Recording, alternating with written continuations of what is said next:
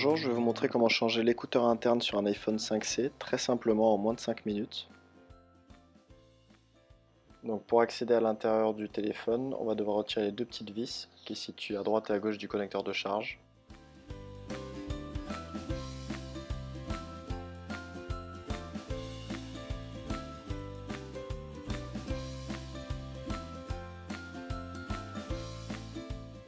Pour retirer l'écran, on peut utiliser soit une ventouse, soit un lissez-ammo. Je conseille lissez-ammo, c'est plus simple, c'est une petite spatule très fine en métal.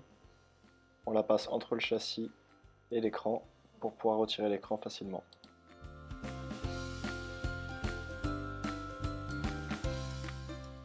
Donc les nappes de connexion se situent en haut du téléphone ici, donc faites attention de bien l'ouvrir de bas en haut. On va maintenant retirer l'écran. Pour cela, il faut retirer la petite plaque en métal maintenue par des vis cruciformes. Donc on dévisse chacune.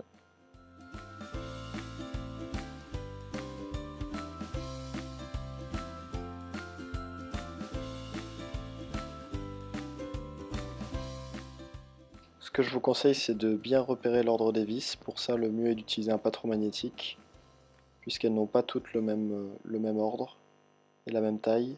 Par exemple, celle qui est située en haut à droite n'est pas magnétisée et est un petit peu plus longue que les autres. A l'aide d'une spatule en plastique, on retire les nappes qui sont fixées sur la carte mère de l'iPhone. On retire cette nappe qui est la caméra avant et le capteur de proximité, la nappe de l'écran LCD et la nappe du tactile. Pour pouvoir retirer l'écouteur interne, il y a deux vis cruciformes, une qui est un petit peu plus longue que l'autre, donc faites attention de ne pas les inverser.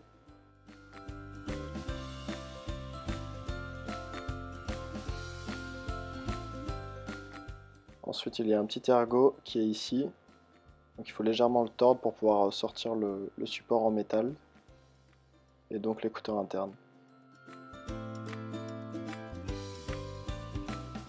Faire attention aux nappes de la caméra avant.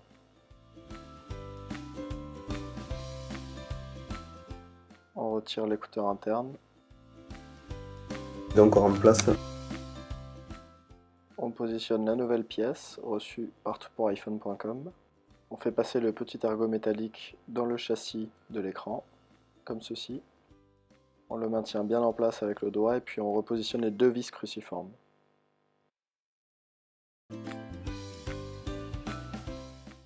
La vis qui est courte va à droite et la longue va en haut à gauche, ici. L'écouteur interne est la pièce d'achat remplacée si jamais lors de vos communications vous n'entendez plus votre interlocuteur. On va remettre l'écran sur l'iPhone, donc on reclipse les trois nappes.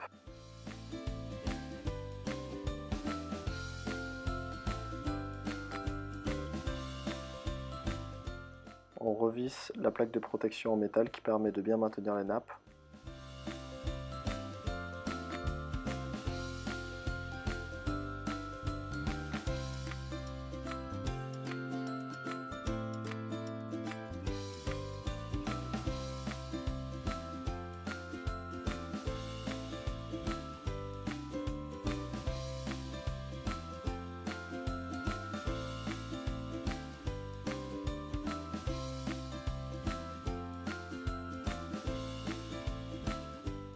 La dernière vis, donc, qui est un peu plus longue que les autres et pas magnétique, qui est située en haut à droite de la plaque.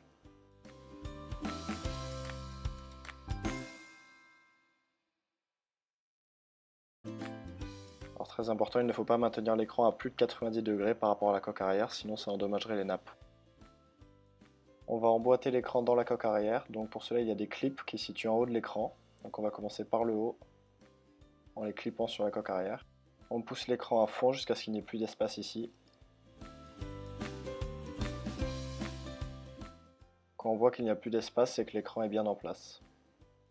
On peut maintenant fixer le bas de l'écran et les côtés.